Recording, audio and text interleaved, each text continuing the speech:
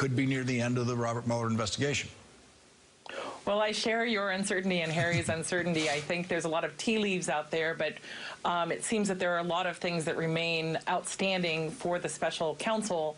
I do think next week we're going to see a reprise of the Republican grandstanding and hysteria that they expressed at the hearing earlier this year, in which they make all these accusations to try to disrupt those hearings. But I think we're going to see some possibly very compelling testimony because of the plea agreement that Michael Cohen has entered into, and it's important that we see that testimony as the American people, because we don't know what's going to happen at the Justice Department with William Barr as the Attorney General in terms of his approach to this, or with the new nominee to be Deputy Attorney General who has no criminal background experience, Jeffrey Rosen. So it's important for the public to have the chance to hear this testimony, because we don't know what the Justice Department is going to do when it does have a chance to take a look at that report by Robert Mueller.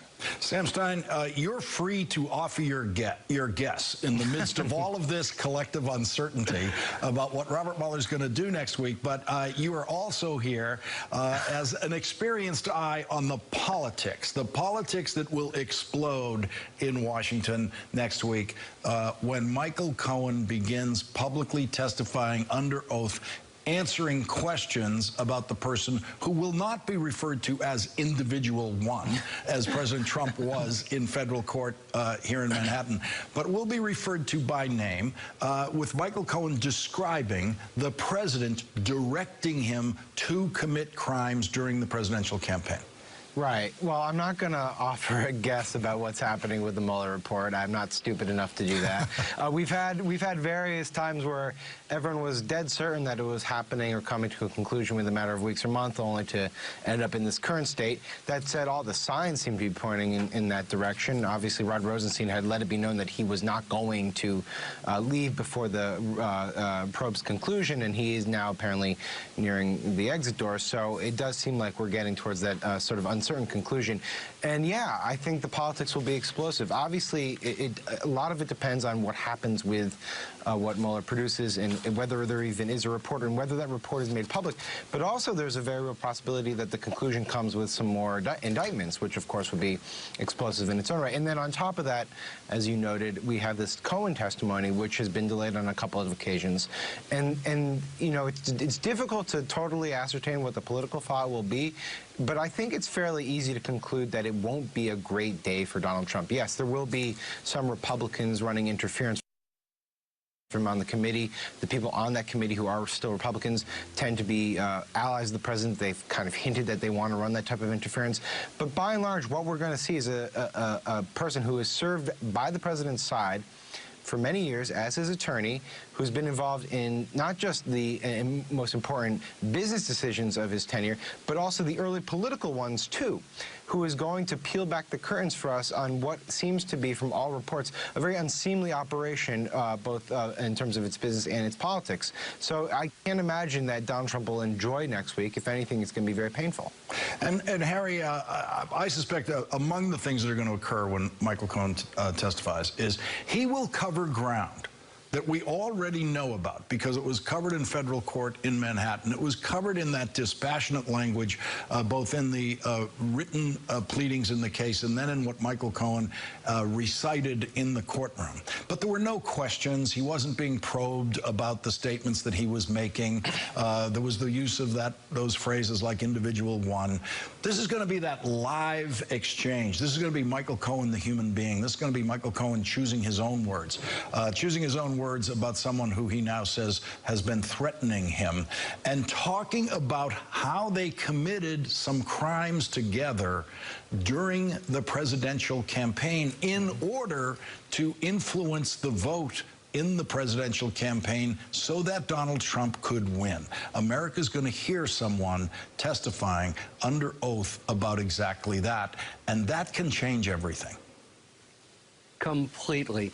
It's likely going to be riveting. Think back to Watergate. There was all kinds of reports back there, but when you actually had all the president's men in the dock in the Senate saying back and forth in candid terms, it's a game changer, exactly as you say. There'll be a sort of, oh, and by the way, he's appearing voluntarily, not under subpoena, and that will make the interview or the testimony more free-ranging. It won't be constrained by worries about its effect on Mueller's testimony. So you'll have some really vivid questioning by the Democrats.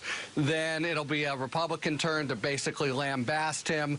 Then you'll go back to the Democrats with more vivid uncovering of things we've heard about in the abstract, but nothing like having the details really revealed.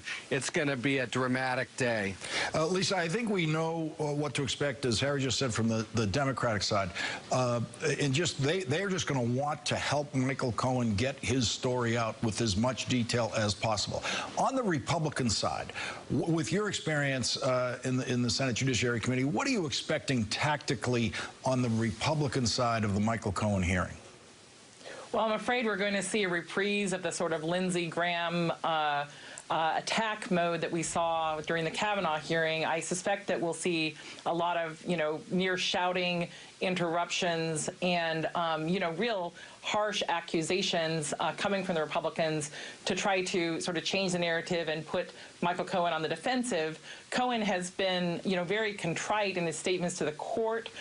He's, expressed, regret over his role in these crimes, and I think that it'll be very hard for the Republicans to sit still and hear Michael Cohen testifying under oath about, specifically, as you said, Lawrence, President Trump and candidate Trump doing X or Y and being complicit in trying to, hide the money in his involvement in the hush money and other activities in terms of Trump's business interests in Russia, which he lied about and denied repeatedly during the campaign and has continued to lie about. And so we'll have an opportunity to really hear from Michael Cohen about a range of issues. And as Harry said, he's not subject to subpoena, and that means that there will be a free range of testimony that can be offered about these really serious matters. Sam Stein, quickly before we go, at this time a week from now, as we're analyzing Michael Cohen's testimony, will impeachment get new energy in Washington next week?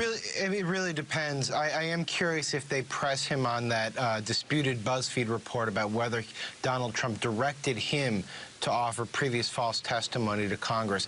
Those are the types of questions that, depending on how Michael Cohen answers it, you start getting into talk about, impeachment or those types of proceedings. But we can't possibly know until we see Michael Cohen sit down and express his comfort level with going into those types of details. The ever-patient Sam Stein is waiting for next week. Harry Littman, Lisa Graves, Sam Stein, thank you for starting us off. Really appreciate it.